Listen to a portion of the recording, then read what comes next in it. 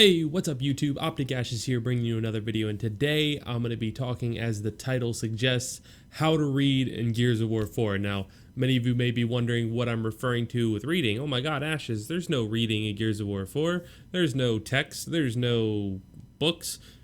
Well, that's not what I'm talking about. I am talking about the concept of reading the other team, reading their plays, reading their formations, and how to adjust your play better off of that. Now, I am actually going to do a follow-up video to this at some point, hopefully, talking about the difference in shot calling between Gears and League of Legends and how we can reach a new level, but we're not going to get into that now. We're just going to go ahead and get into this video. Here you can see a nice little picture of the overhead map for us on Gears of War 4. This is the map foundation, and I'm going to go ahead and draw in some X's for the blue team, and we're going to pretend that one team has set up already on this map. So basically what we're going to do is we're going to pretend that, let's actually get some gold in here, some yellow in here for the hills, and we are going to draw, we're going to say it's the first half, right? So we're going to have a hill here, we're going to have,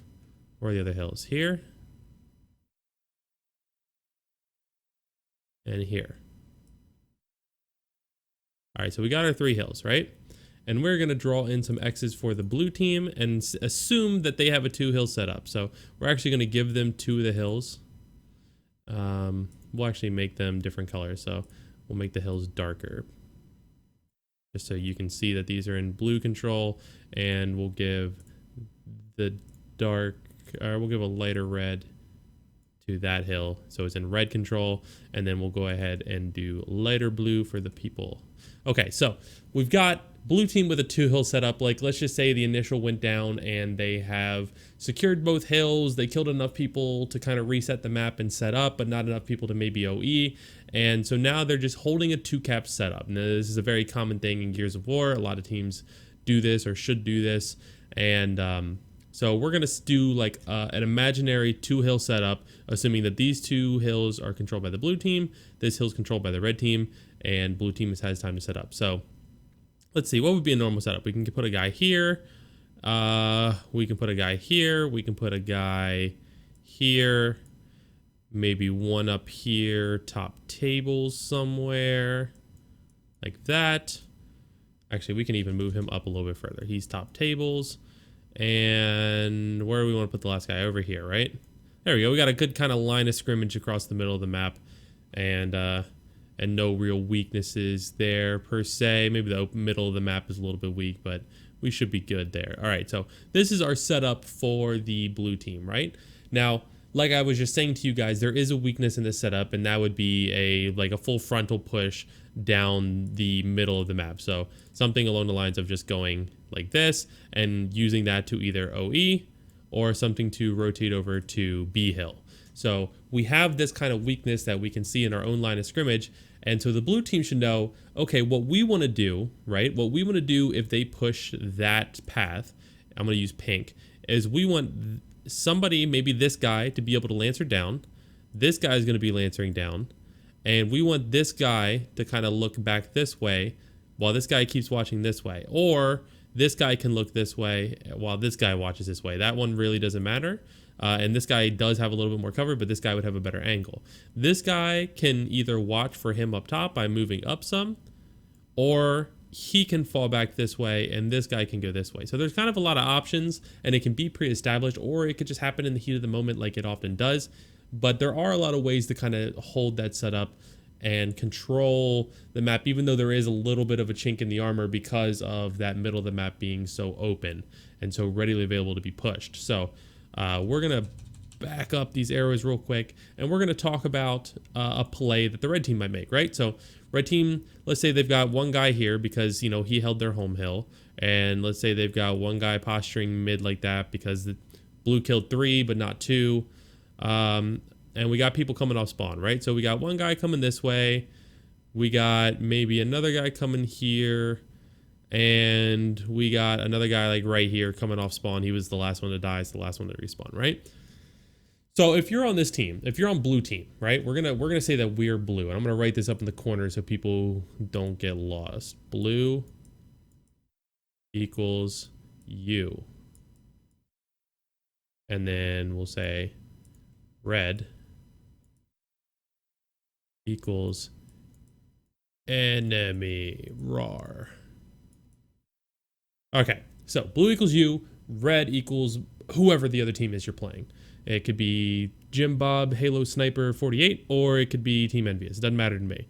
So you've got your setup, right? And Envy is trying to make, or Jim Bob, Halo Sniper 48 is trying to make their push to take control of that open mid. But we don't know that, right? We don't know what they're going to do. We just see this setup. We can see, this guy can see through his, let's use green. This guy can see that there is one person here. So we have, I'm going to put tally marks. How many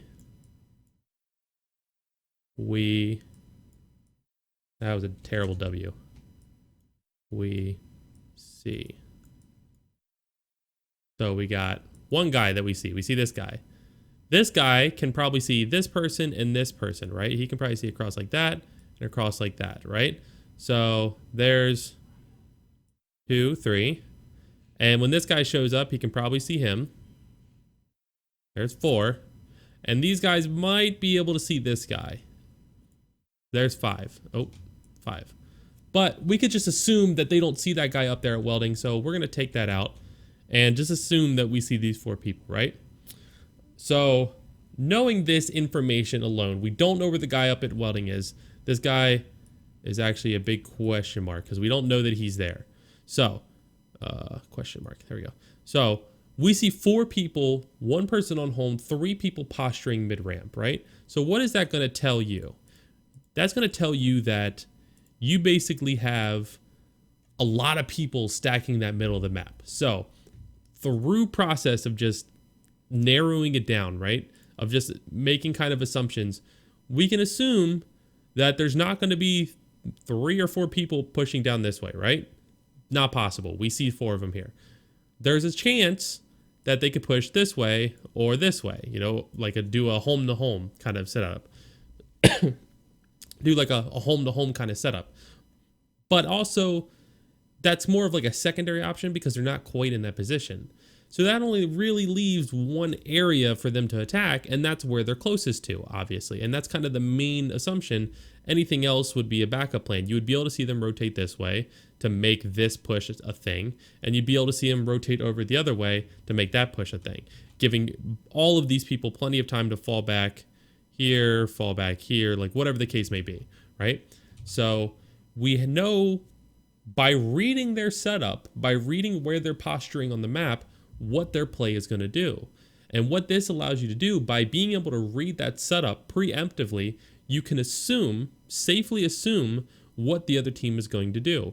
So we can have this guy maybe come over into open mid, or this guy just watch open mid. We can have this guy position himself just like, oops, okay, didn't mean to do that.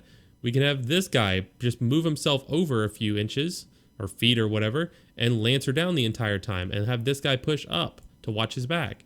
You could have this guy move over so he has a better angle. Like, there's a lot of things that are possible for you to do based off reading that play, because we know with the information that we're given that it's safe to assume they're going to do this.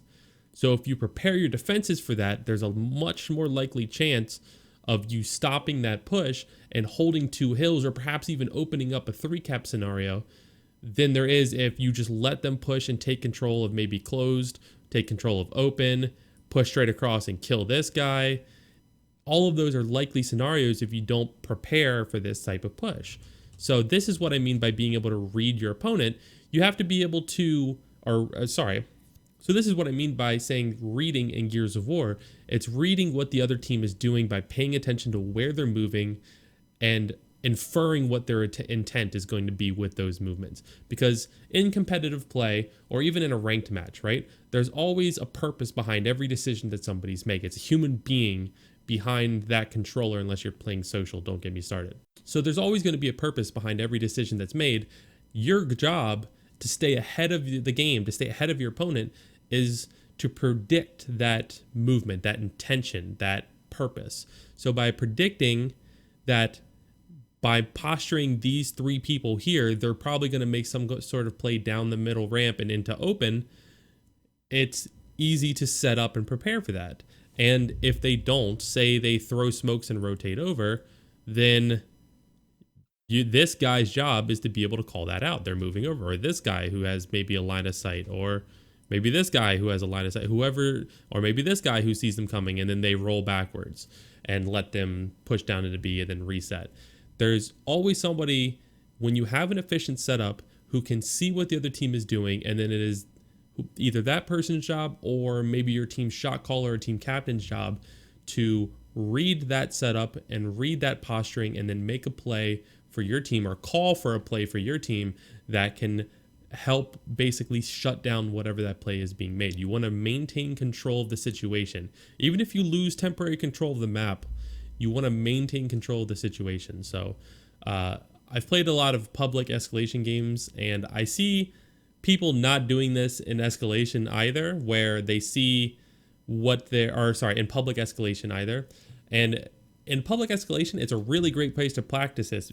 You know, despite what you may think, it's more about your individual decisions, right? Now, I welcome you to go back and watch my escalation gameplay, my diamond escalation gameplay that I uploaded yesterday, because in that gameplay, you will see there will be times where I pause, like upon spawning, and check to see where my teammates are or where they're going out of spawn, and then adapt where I'm going to play based off of that. Or I'll choose my spots based off of that. Or I'll watch my team push one spot, so I'll make sure that I'm positioning myself appropriately. Or I'll see where the enemy team is moving and rotate myself accordingly. Now, no, I'm not trying super sweaty in my escalation gameplay videos. I'm just playing the game and enjoying the game.